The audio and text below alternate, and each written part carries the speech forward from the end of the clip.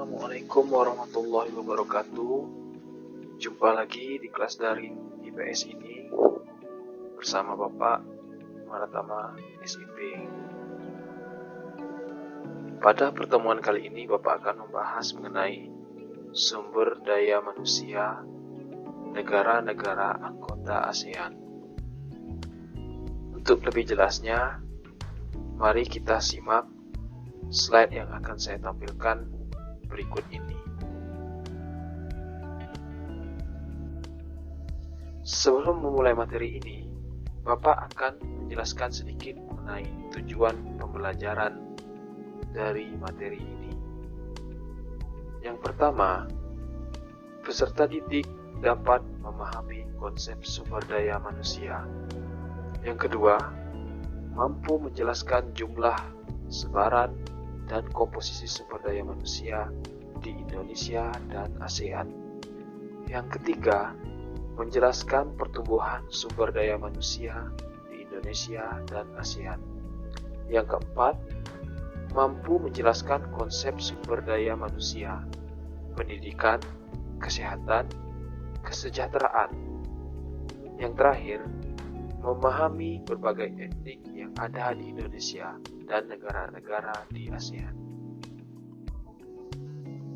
Pertama-tama, kita akan membahas apa itu sumber daya manusia. Sumber daya manusia adalah individu produktif yang bekerja sebagai penggerak suatu organisasi, baik itu di dalam institusi maupun perusahaan yang memiliki fungsi sebagai aset, sehingga harus dilatih dan dikembangkan kemampuannya. Pengertian sumber daya manusia secara umum terbagi menjadi dua. Satu, sumber daya makro, dan yang kedua adalah sumber daya mikro. Sumber daya makro yaitu jumlah penduduk dalam usia produktif yang ada di sebuah wilayah. Dan sumber daya mikro dalam arti sempit yaitu individu yang bekerja pada sebuah institusi dan perusahaan. Nah, sumber daya manusia yang akan dibahas dalam materi ini adalah sumber daya makro, yaitu mengenai penduduk. Jumlah penduduk negara-negara anggota ASEAN. Sebelum kita membahas mengenai jumlah penduduk, ada baiknya kita memahami dulu apa itu definisi penduduk. Penduduk adalah semua orang yang berdomisili di wilayah geografis suatu negara selama kurang lebih 6 bulan dan atau mereka yang berdomisili kurang dari 6 bulan tetapi bertujuan menetap. Untuk menghitung jumlah penduduk biasa dilakukan dengan menggunakan sensus penduduk. Di Indonesia sendiri, sensus penduduk diadakan setiap 10 tahun sekali. Sensus penduduk sebelumnya dilakukan tahun 2010, sehingga tahun 2020 ini adalah tahun sensus penduduk yang terbaru di Indonesia. Bila kamu bertanya pada orang tua kamu, mungkin ada pegawai statistik yang datang ke rumahmu untuk melakukan sensus di keluargamu. Kamu bisa bertanya kepada orang tuamu mengenai sensus tersebut.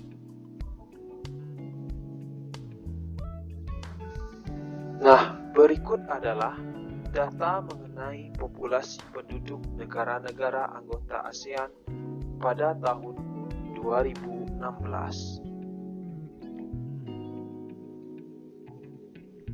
Bisa kita lihat, dari 10 negara anggota ASEAN, Indonesia adalah negara dengan jumlah penduduk yang paling banyak, dengan jumlah sebesar 261,1 juta. Diikuti oleh Filipina yang berjumlah 103,3 juta penduduk. Dan penduduk yang paling sedikit di ASEAN ini adalah Brunei Darussalam dengan jumlah penduduk 423.196 penduduk. Saya harap Anda sekalian bisa memperhatikan jumlah penduduk yang ada di ASEAN ini. Silakan Anda amati dan Anda urutkan dari negara yang jumlah penduduknya terbesar sampai terkecil.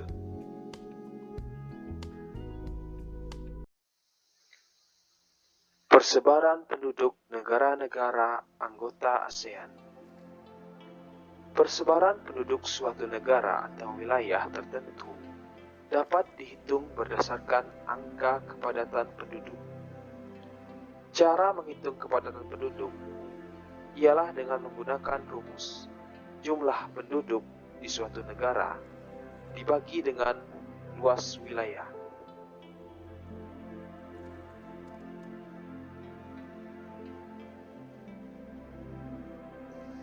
Nah, berikut ini adalah data mengenai kepadatan penduduk negara-negara anggota ASEAN tahun 2016. Bisa dilihat dari data ini, Singapura adalah negara dengan angka kepadatan penduduk terbesar dengan angka 8.190. Walaupun Indonesia adalah negara dengan populasi terbesar di ASEAN, tetapi dia bukanlah negara dengan kepadatan penduduk tertinggi. Sementara itu, negara dengan angka kepadatan penduduk terkecil adalah Laos,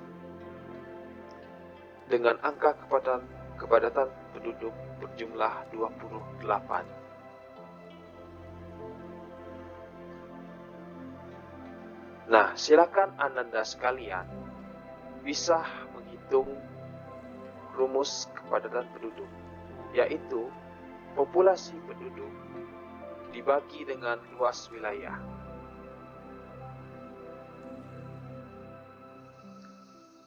Pertumbuhan penduduk negara-negara anggota ASEAN.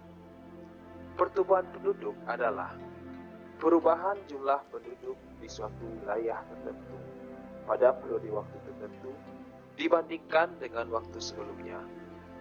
Faktor yang mempengaruhi pertumbuhan penduduk ada 3. Yang pertama adalah angka kelahiran atau fertilitas. Yang kedua, angka kematian atau mortalitas. Dan yang ketiga adalah migrasi atau perpindahan penduduk.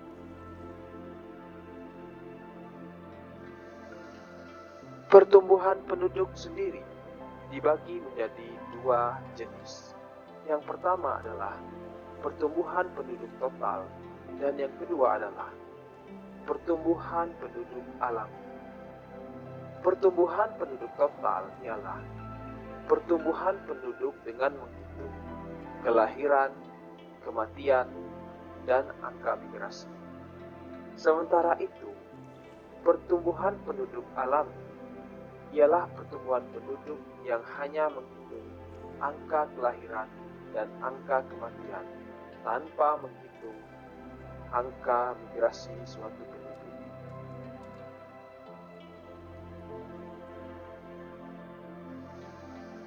Kualitas sumber daya manusia. Seperti sebelumnya, dalam materi ini, sumber daya manusia yang dibahas adalah sumber daya manusia makro, yaitu penduduk. Sehingga, kualitas sumber daya manusia yang dimaksud di sini adalah kualitas penduduk. Kualitas penduduk sendiri adalah tingkat atau taraf kehidupan dalam memenuhi kebutuhan seperti pangan, sandang, perumahan, kesehatan, dan pendidikan. Untuk menentukan kualitas sumber daya manusia, bisa dilakukan dengan menghitung indeks pembangunan manusia. Faktor-faktor yang mempengaruhi kualitas penduduk antara lain, tingkat pendidikan penduduk. Semakin tinggi tingkat pendidikan penduduk di suatu negara, maka indeks pembangunan manusianya pun akan semakin tinggi. Yang kedua, tingkat pendapatan penduduk. Semakin tinggi tingkat pendapatan penduduk suatu negara, maka kesejahteraan negara tersebut semakin tinggi. Tidak ada angka pengangguran dan tingginya angka produktivitas suatu penduduk menandakan penduduk tersebut adalah penduduk dengan sumber daya manusia yang unggul. Yang ketiga, tingkat kesehatan penduduk. Penduduk yang baik pada suatu negara ialah penduduk dengan tingkat kesehatan yang tinggi. Karena bila penduduk tersebut mempunyai tingkat kesehatan yang rendah, pastilah kinerja suatu penduduk atau produktivitas penduduk tersebut sangatlah rendah, karena kesehatan penduduk itu akan mempengaruhi kinerjanya dalam melakukan suatu produktivitas. Keragaman etnik penduduk negara-negara anggota ASEAN. Seperti kita tahu, negara Indonesia adalah negara dengan penduduk yang plural. Plural artinya majemuk atau beragam. Artinya, penduduk yang ada di Indonesia ini terdiri dari banyak suku. Begitupun negara-negara ASEAN yang lain. Negara dengan jumlah penduduk yang plural dan majemuk. Di dalamnya terdapat banyak suatu ras yang mendiami suatu wilayah, seperti suku Melayu, suku Tionghoa, suku Tamil, suku Khmer, dan suku Amerika dan Filipino. Berikut adalah data-data berbagai etnik yang ada di negara-negara anggota ASEAN. Silakan Anda amati.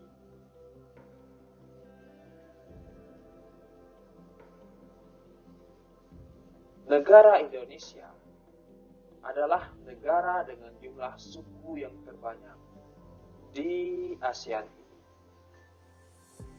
Suku yang terbesar mendiami Indonesia adalah suku Jawa dengan jumlah populasi 41,7%, diikuti suku Sunda 15,4%.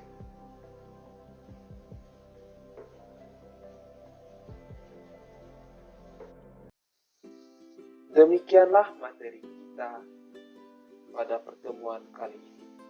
Saya harap Ananda sekalian bisa menyimaknya dengan baik dan memahaminya, serta Ananda sekalian tidak malas untuk selalu aktif dalam belajar daring ini. Demikian materi kali ini. Lebih dan kurang saya mohon maaf. Saya akhiri dengan wabillahi taufiq wal hidayah. Wassalamualaikum warahmatullahi wabarakatuh.